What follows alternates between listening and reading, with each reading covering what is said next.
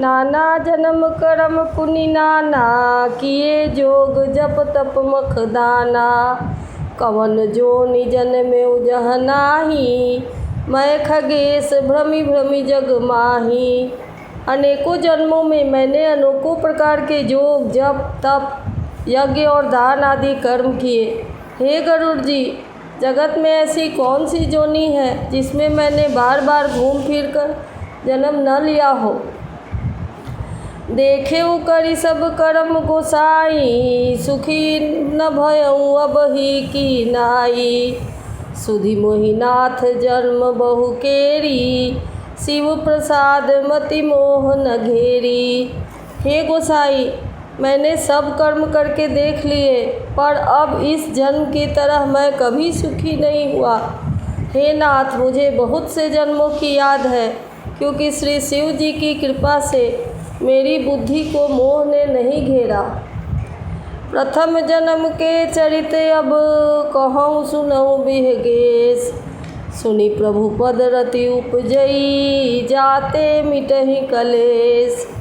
हे पक्षीराज, सुनिए, अब मैं अपने प्रथम जन्म के चरित्र कहता हूँ, जिन्हें सुनकर प्रभु के चरणों में प्रीति उत्पन्न होती है, जिससे सब क्लेश मिट जाते हैं।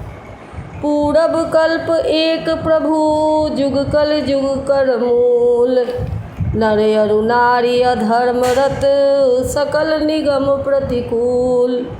हे प्रभु, पूर्व के एक कल्प में पापों के मूल युग कलयुग था, जिसमें पुरुष और स्त्री सभी अधर्म परायण और वेद के विरोधी थे। तेहि कल जुग कौशलपुर जाई, जनमत भयउ शूद्र तनु पाई। शिव सेवक मन क्रम अरुबानी, आन देव निंदक अभिमानी। उस कलयुग में मैं अयोध्यापुरी में जाकर शूद्र का शरीर पाकर जन्मा। मैं मन वचन और कर्म से शिव जी का सेवक और दूसरे देवताओं की निंदा करने वाला अभिमानी था।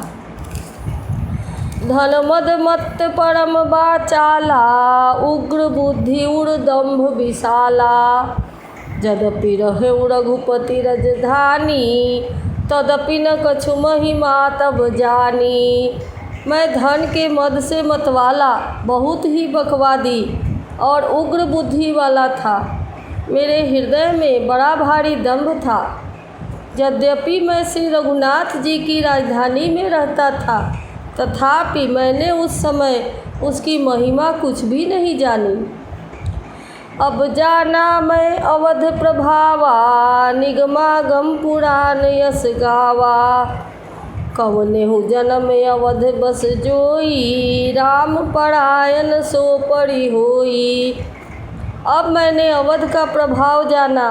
वेद शास्त्र और पुराणों ने ऐसा गाया है कि किसी भी जन्म में कोई भी अयोध्या में बस जाता है, वह अवश्य ही श्री राम जी के परायण हो जाएगा। अवध प्रभाव जान तब प्राणी, जब उड़ बसहि राम धनु पानी। सो कलिकाल कठिन उड़गारी, पाप परायण सब नर नारी।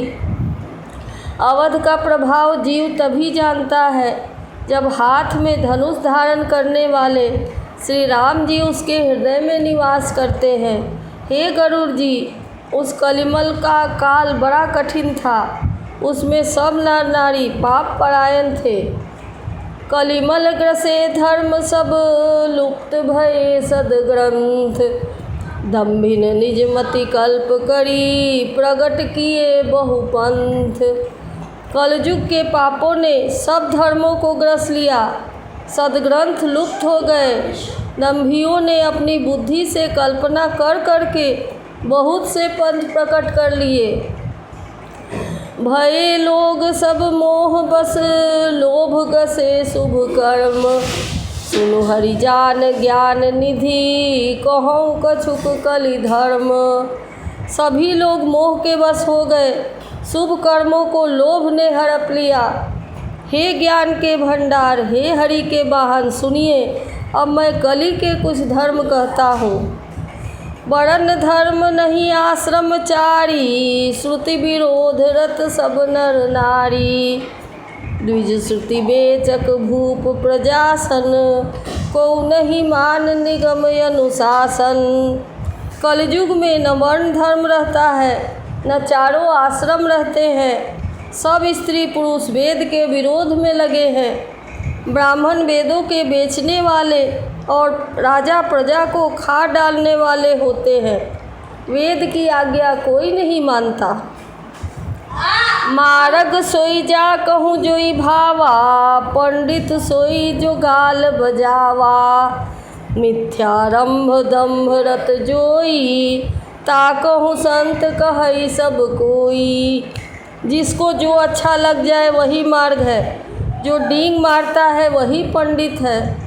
जो मिथ्या आरंभ करता है, आडंबर रचता है, और जो दंभ में रत है, उसी को सब कोई संत कहते हैं।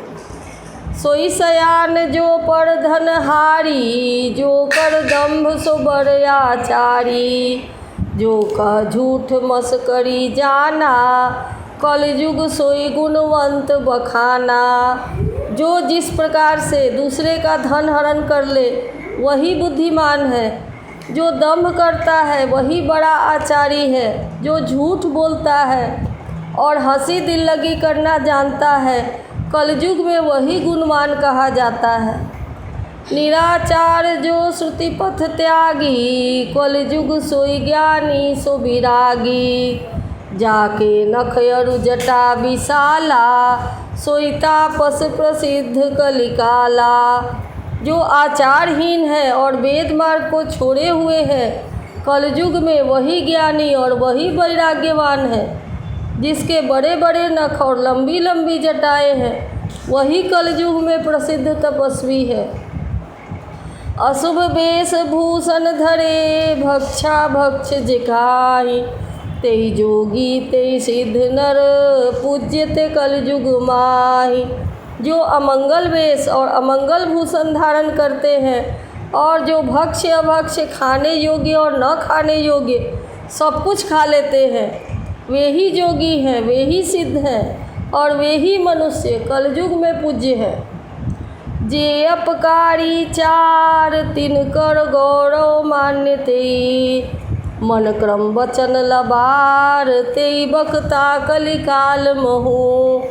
जिनके आचरण दूसरों के अपकार अहित करने वाले हैं, उन्हीं का बड़ा गौरव होता है और वे ही सम्मान के योग्य होते हैं। जो मन वचन और कर्म से लबार झूठ बकने वाले हैं, वे ही कलयुग में वक्ता माने जाते हैं। नारी विवश नर सकल गोसाई, नाचहि नटमर कटकी नाई। शूद्र द्विजन उपदेश ही ज्ञाना, मेलि जनेऊ लेहि कुदाना। हे गोसाई, सभी मनुष्य स्त्रियों के विशेष बस में है और बाजीगर के बंदर की तरह उनके नचाए नाचते हैं। ब्राह्मणों को शूद्र ज्ञानोपदेश देते हैं और गले में जनेऊ डालकर कुत्सित दान देते हैं। सब नर काम लोभ रत क्रोधी, देव विप्र श्रुति संत विरोधी। गुण मंदिर सुंदर पति त्यागी, भजहि नारी पर पुरुष अभागी। सभी पुरुष काम और लोभ में तत्पर और क्रोधी होते हैं। देवता ब्राह्मण वेद और संतों के विरोधी होते हैं। अभागिनी स्त्रियां गुणों के धाम सुंदर पति को छोड़कर पर पुरुष का सेवन करती हैं।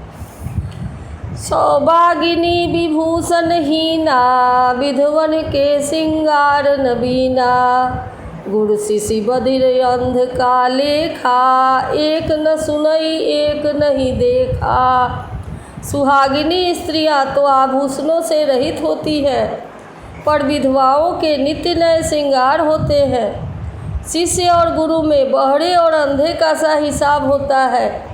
एक शिष्य गुरु के उपदेश को सुनता ही नहीं और एक गुरु देखता ही नहीं, उसे ज्ञान दृष्टि प्राप्त ही नहीं है।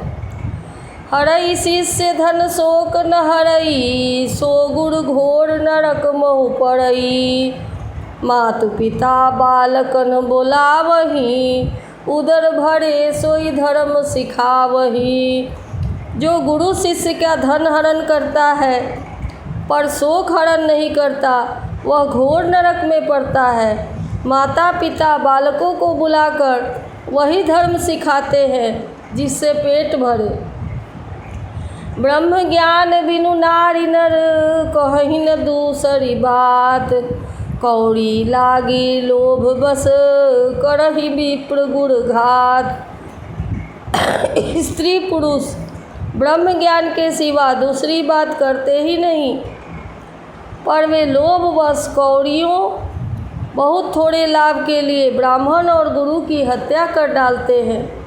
बादहि सूत्र द्विजन सन, हम तुम ते कछु घाटी। जानई ब्रह्म सो विप्र वर, आँख दिखावही डाटी। शूद्र ब्राह्मणों से विवाद करते हैं और कहते हैं कि हम क्या तुमसे कुछ कम है। जो ब्रह्म को जानता है वही श्रेष्ठ ब्राह्मण है। ऐसा कहकर वे उन्हें डांट कर आँखें दिखलाते हैं। पड़त्रिय लंपट कपट सयाने, मोह द्रोह ममता लपटाने। ते अभेदवादी ज्ञानी नर, देखा मैं चरित्र कल युग कर। जो पराई स्त्री में आसक्त, कपट करने में चतुर और मोह द्रोह और ममता में लिपटे हुए हैं, वे ही मनुष्य अभेदवादी, ब्रह्म और जीव को एक बताने वाले ज्ञानी हैं। मैंने उस कलयुग का यह चरित्र देखा। आप गए और तिन्हु घालही, जे कहूँ सतमार्ग प्रतिपालही। कल्प कल्प भरी एक एक नरका, पढ़ही जे दूसही श्रुति करी तर्का। वे स्वयं तो नष्ट हुए रहते ही हैं, वे कहीं सन्मार्ग का प्रतिपालन करते हैं, उनको भी वे नष्ट कर देते हैं। जो तर्क करके वेद की निंदा करते हैं, वे लोग कल्प कल्प भर एक एक नरक में पड़े रहते हैं।